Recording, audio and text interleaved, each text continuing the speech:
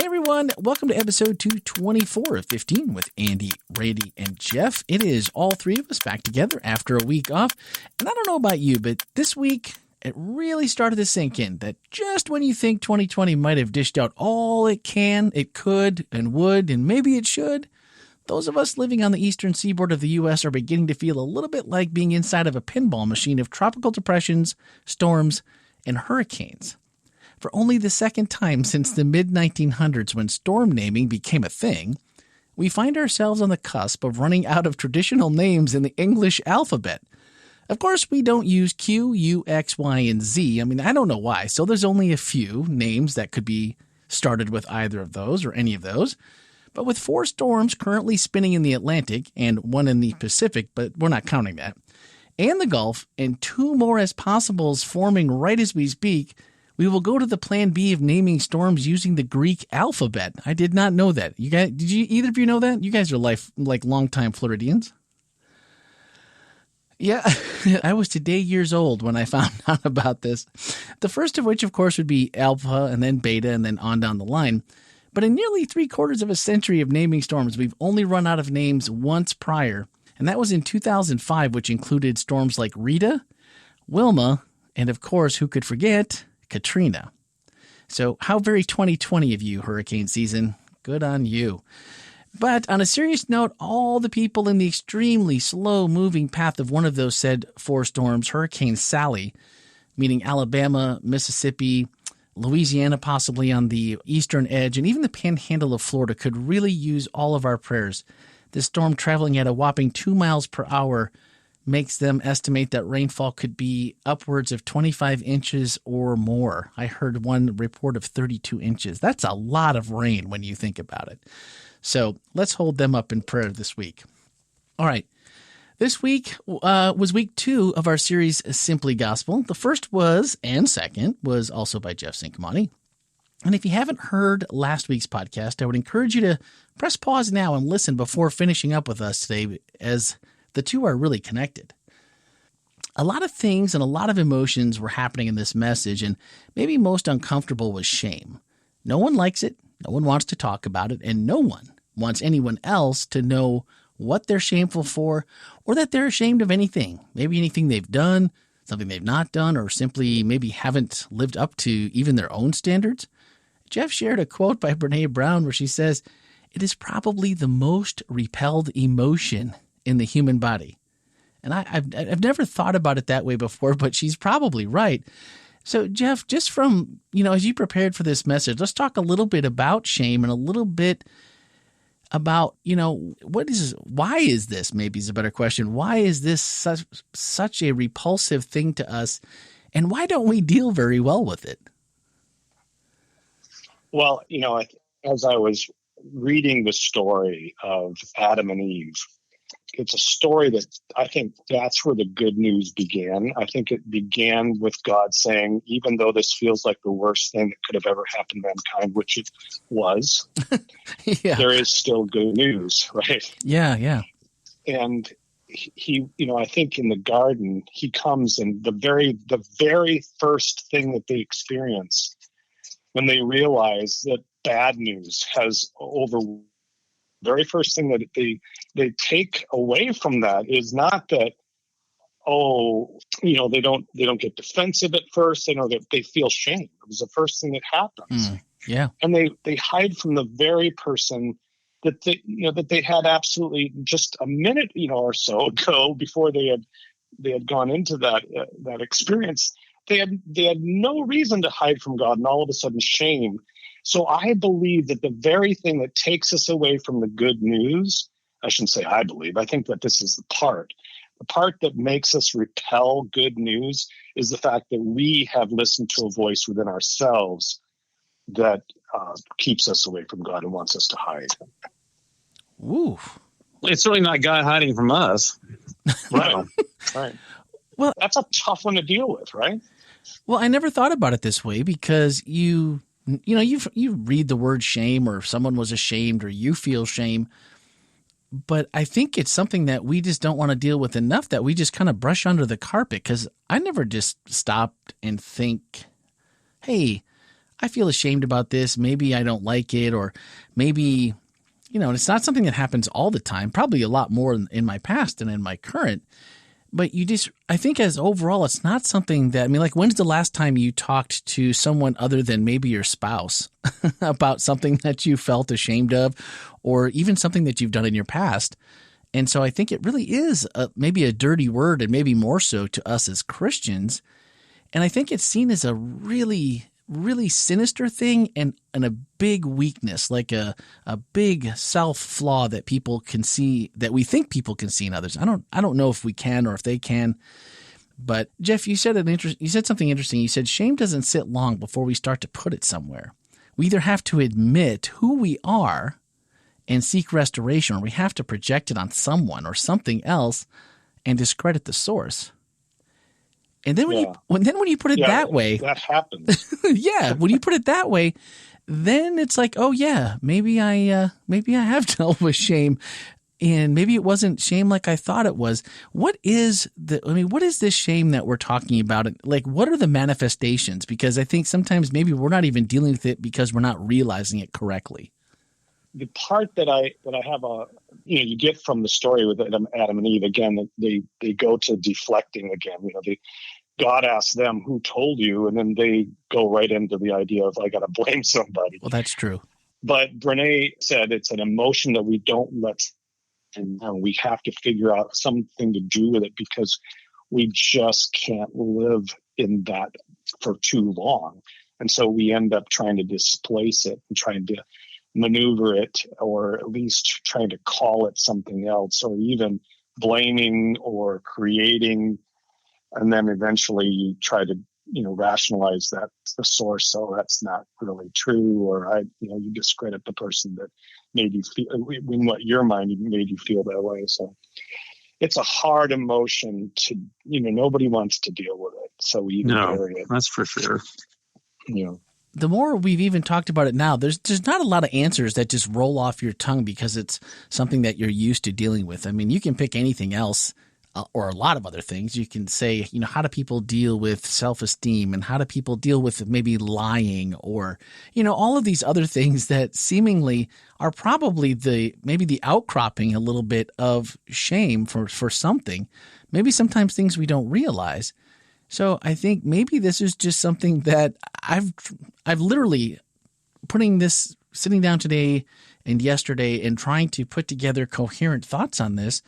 This is something that was really difficult to try to wrap your mind around, and to even ask questions, because I'm not really sure what questions we're supposed to be asking. And then I wonder if we don't know what questions we're supposed to be asking, or, are there tools that help us do this? How do we deal with this instead of getting to that spot where we're making someone else the scapegoat?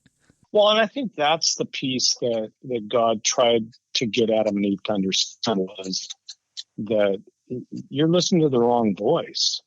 It's the woman caught in adultery that, in her mind, she was shameful. It was a shameful thing that she had, in her mind, had gone. And Jesus says, I'm not here to condemn you. I think that's the voice that God wants us to listen. It's the voice of the Father who finds the Son finally returning home, and puts all of those things that made him feel like he was back in the status that he had before he left. And that's the whole point, is that God is saying, don't listen to the voice that keeps you in this idea that you're shameful. He wants us to move beyond that. And I think that's part of what the power of the good news is, that we can be lifted away from that other voice. We don't have to believe that other voice. That's good. That's good, Jeff. Man, I like that. And that, I think, is the power of what the gospel brings to us, because the problem is not that we're sinful humans. That is a problem. You're right. But that's a problem that God has already taken care of. And so God's saying, please move beyond that. Please listen to my voice, not the one that you keep reminding yourself is this shameful. And that's the voice that Satan would want us to stay in. He'd love for us to stay there, because it separates us from the power of God. Yeah, I can see that. Well, and I'm glad you made that comparison back to last week. And so that's, again, why I was encouraging you. If you haven't heard last week's podcast or the message from last week, definitely check it out and put these two together, because the next part we're going to talk about is, I loved your comparison of Romans chapter 1, 2, and 3, and looking at it through the lens of the older and the younger son's perspectives from last week's prodigal son story. This really brings home some texts and understanding with kind of a new twist, or maybe just a different way of looking at it. It seems to land pretty strong, maybe leaving a solid impression about how we should view those things and those people who we may see as undesirables, as the older did to the younger, and then vice versa, how the younger might see it. And if you haven't read it with this backstory in mind, I would highly encourage you to do it, because when we go through those first two chapters and you can see where the older brother is going, see, nobody, here's the bad people. Yeah, they give it to him. I loved how he said that. It made me laugh when you were going through that part of it. And then you get to chapter 3, and it's beautiful, right? We know chapter 3 and the verses that you were about to read are just beautiful. But when you read it with that backstory in mind, and if you resonate with one brother or the other, I think this will give you a different perspective. Because I know last week I definitely found myself resonating on one side stronger than the other. But the way we talked about that message gave me a different perspective on it, and I hope it does you too. So if you missed last week's, definitely go back. But here we go. In chapter 3, this is Romans chapter 3, verses 21 and 24 through 24. But now God has shown us a way to be made right with him without keeping the requirements of the law, as was promised in the writings of Moses and the prophets long ago. We are made right with God by placing our faith in Jesus Christ. And this is true for everyone who believes, no matter who you are. For everyone has sinned. We all fall short of God's glorious standard, yet God in his grace freely makes us right in his sight. Woof! I mean, if there's anything that makes you feel good about seeing yourself through God's grace and to make us right freely in his sight, why is it still so difficult then for us to just let ourselves off the hook with this? Even with what we just read, it would seemingly just go, whew, all right, well, we wiped that one. Let's just wipe our hands clean and let's move on. But we still find ourselves pulled in. Yeah. I think it's still because we have kept the trajectory of our journey. I think of the journey of the older brother and the journey of the younger brother. They're on this trajectory. They both understand that now that they don't want to remain in the shame, but the problem is that they're looking for the wrong solution. And so they, like the younger brother he's only coming back because he thinks that life is no life at all. I might as well go live as a servant. And in his mind, it was just going to be self-preservation. Sure, right. And for the older brother, it was more self-gratification. Like, well, how come you're not paying attention to all the good things I've done? Yeah. And those journeys are me trying to figure out a way to get back out of this shame and be able to, in a sense, find this control again. And the way I do this is by getting myself elevated to some place where I can all of a sudden exert control over someone else or whatever. Yeah, building alliances. Yeah. And figuring out ways in which I look better on my own, as opposed to I look better because of Jesus Christ. And that's a very different look for someone who's been on this trajectory of trying to maintain his own way, basically. I think it's a whole pride falls into this thing in a pretty big way. Our self journey trying to escaping shame is because we don't want to really deal with it because it makes us feel like we're less than we are.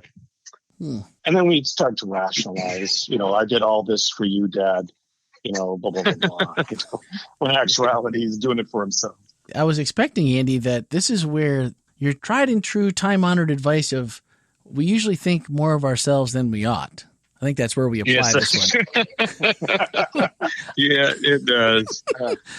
But, I know there's someone in the back saying, man, that sounds great. Glad you guys all feel better about yourself now. But it's a slippery slope, and we start telling people that it all comes down to grace, and like there's no repercussions for sin or for things that we do that would have caused us to shame in the first place, much like in the Garden of Eden.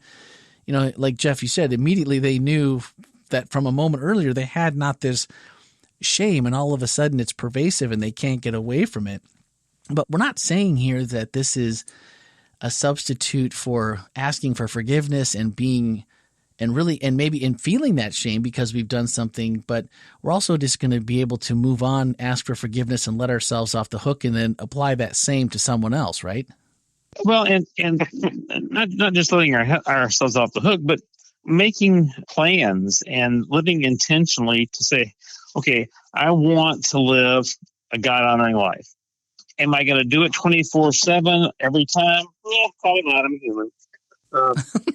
But as soon as there's a diversion on a path that is not a God-pleasing life, and we have some twinge of guilt or shame, instead of running toward the guilt and shame, we turn around and we run back and say, okay, I messed up again, and he says, well, welcome back. And we start again. If you read the love chapter in 1 Corinthians 13, and God says that he is love, if you think about it in that sense, and replace love with God in that reading, it gives you a picture of a God who wants you, is there for you, is never turns away, and is patient and long-suffering and never gives up, and all those things are part of, he defines himself as love, so this is part of who he is, which is so not oftentimes our picture. Yeah. Yeah, and by the way, in chapter 3, Paul does respond to that whole thing. He goes, should we continue on in our behaviors that basically exaggerate God's grace, basically is what he's saying. He says, no, by all means, no. That's not the point. The point is that we are, and he says, and by the way, it goes on, this is not done in chapter 3, but in 6, he says, hey, the gift, the free gift, we all got it.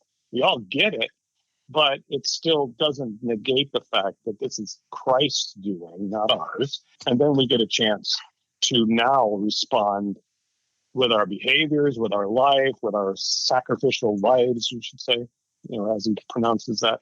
We get a chance to then do this because of, rather than for, the fact that God gives us this gift.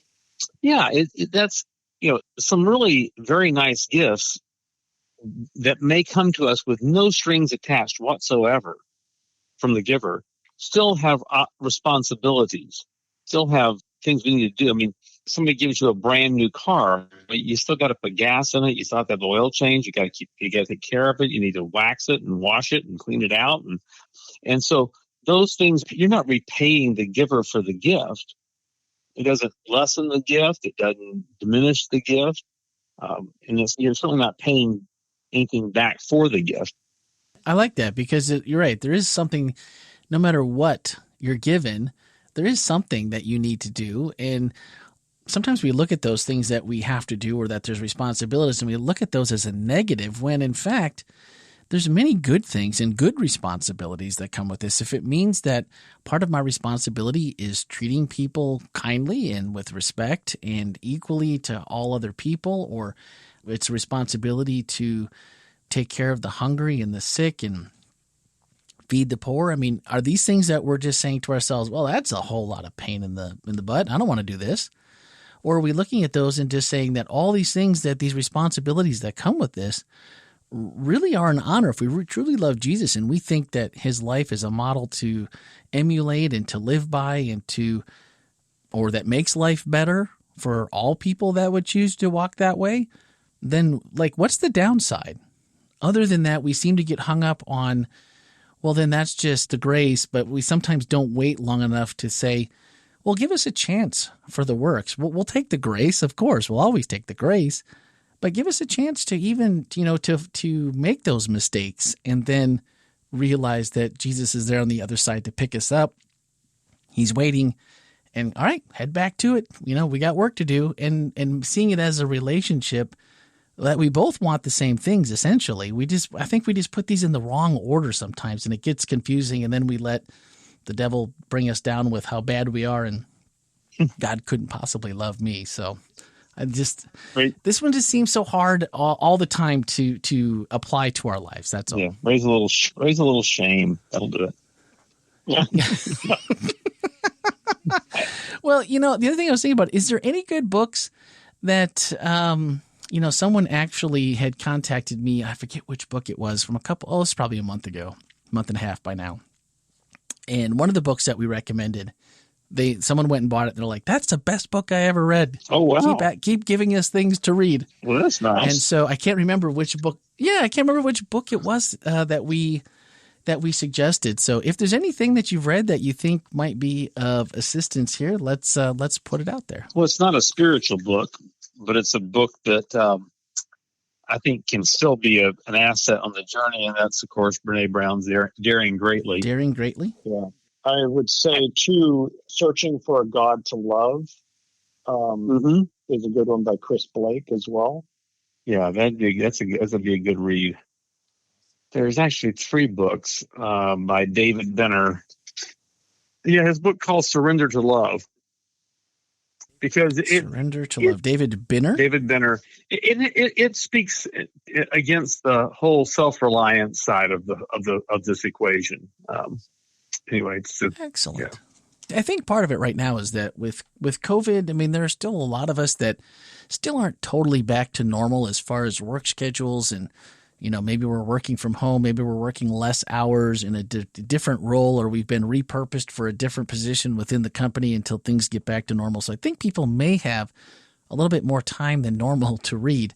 So a good book, and then someone that just said, hey, give us more books. I'm like, that's a good one. Maybe we'll have to start doing that. And maybe we need to create a podcast book club or something. I'm not sure, but that might be something to think about. Well, really quickly, go ahead, Jeff. I wanted to just give you one more while I was thinking this too.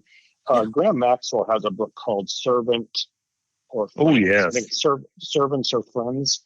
And Servants or Friends. Deals with Graham Maxwell? Servants or Friends by Graham Maxwell, yeah. And it's really a good look at God in light of this gospel, but also in light of how we see his transformational power in our lives, and how it's, dealing with this whole idea of trying to figure out, what's my role in all of this, which is good. Excellent. Oh, okay. So now here we go on a book roll now, because that reminded me of Leslie Weatherhead's The Transforming Friendship. So I'll look it up. Yeah, so there'll be Amazon links if you swipe up in today's show notes, and we've got you covered for the next couple of weeks at least for reading if you'd like to go deeper into the topic. So that was awesome. That's 1, 2, 3, 4, 5 books. Awesome. All right, this week one of our whole life takeaways said, Paul tells us in Romans 3 that our partnership with Christ is sharing the gospel does not put us right with God, meaning that even our good intentions and good actions are not what make us righteous or saved. Only Christ does that. So what should motivate us as the underlying reason to follow Christ and make disciples? I think that's a question we all need to maybe answer for ourselves to find out what is our motivation and what is the reason that we should not only follow Christ, but try to get others to follow Christ and make them disciples as well. And for me, I guess it's pretty simple. I've lived different ways throughout my life, sometimes with God, sometimes without. And as you look back and you see those seasons in your life and you say, man, what are the best seasons of my life? And those are always the seasons that have contained God and my reliance on him, my relationship with him. And the really good ones typically are the ones, maybe things don't always go the best. And so I don't want to say that those seasons are always the best seasons, but the seasons where you grow, let's go maybe there would be a better one, because sometimes they're tough, right? They're not always easy. But when you really learn about yourself and you really grow with Christ, those are the seasons I'm talking about. And those are the best of my life. They've changed me for the better. They've made me a better person. They've made me a better father, friend, and husband, and just overall value to humanity. Whatever that value, I guess I would let someone else apply my value to humanity. That seems a little narcissistic to do it myself. But during those times seems to be when that have just been the best. So my motivation is, even if you're not promising someone this grand life of no pain and no suffering. You're offering them a way to deal with it and to live that is better than anything else I've found. And so I'd be curious, what about you? What's your motivation? What's your reason? Stop and think about it. See if you can put it into a 1 or 2 word sentence. 1 or 2 word sentence, 1 or 2 sentences. If you can do a 1 or 2 word sentences, please send that as well, because I'd be super interested to hear what you came up with. But send a voicemail or text to 407-965-1607 or podcast@wholelife.church if you'd like to send it by email. Would love to share with everyone else what you think. All right, our final thoughts this week are taken from the end of Jeff's message. He said, when we try to do the master's job, we end up not only devaluing what he's made each of us to be, we end up removing the beauty of what he wants for all of us in community together. That might be the most important thing we can remember as we approach any situation that needs God more than it needs us. Wait a minute. I guess that's all of them, right? Because all of them need God more than it needs us. Wow, Randy is profound today. And what was simply profound? Look at that. Whew. All right. Great thing to remember either way. So we have this upcoming week. Do we have one more? One more. One more. Yep. Yeah. And Jeff, is it you again? No, it's Andy this week. It's Andy this week. All right. Andy's going to wrap it up. What do we got this week? Well, what Jeff meant to say the last 2 weeks. No.